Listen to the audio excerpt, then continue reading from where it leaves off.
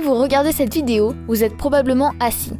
Peut-être que vous êtes debout, c'est vrai, mais en tout cas, il y a peu de chances que vous soyez en train de faire du sport. En fait, si vous êtes comme tout le monde, vous n'êtes pas super actif, même quand vous ne regardez pas de vidéos sur YouTube. Aux États-Unis, par exemple, les 3/4 des gens ne font pas le minimum d'activité physique recommandée. Ça peut être bien pire dans d'autres pays. Ça pose des soucis. Les gens trop mous sont plus anxieux, dorment moins bien, ont une mauvaise mémoire et vivent moins longtemps que les sportifs.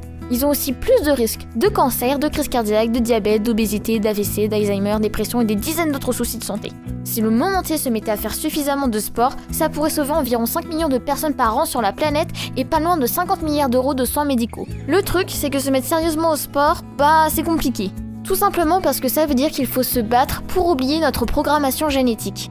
Si on remonte quelques milliers d'années en arrière, on dépensait beaucoup d'énergie pour trouver suffisamment de nourriture juste pour survivre. Du coup, dans les moments où on ne cherchait pas à manger, c'était rentable de s'économiser un peu par rapport à ceux qui continuaient à faire de l'exercice. Les premiers survivaient bien plus facilement que les seconds. Et donc, ceux qui étaient programmés pour se reposer dès que c'était possible se sont reproduits plus souvent et ont transmis leur gène du repos.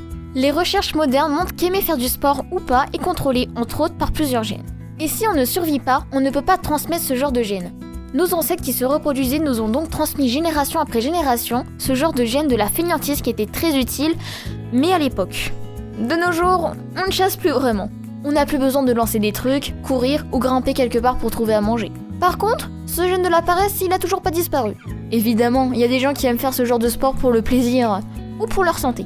Mais la majorité d'entre nous écoutent leur gène et se contentent mollement de regarder les autres se fatiguer à la télé, même si ça pose la tonne de problèmes dont on a parlé tout à l'heure. C'est pour changer ça que certains veulent qu'on remette un peu d'activité physique dans nos vies.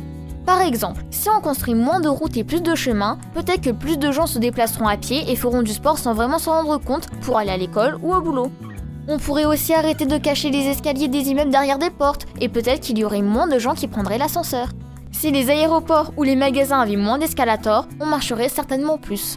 En transformant une partie des pelouses en jardin, on serait obligé de s'en occuper. Et puis, au lieu de se contenter de jouer à la console à la maison, pourquoi ne pas combiner le jeu vidéo et le sport ? Bien sûr, changer de façon de faire sera très compliqué. On pourrait réaliser de gros travaux et accepter d'arriver au travail en sueur. Et bien sûr, certains boulots se marient mal avec une quelconque activité physique. Et certaines personnes devront toujours se forcer à faire du sport pour se maintenir en forme.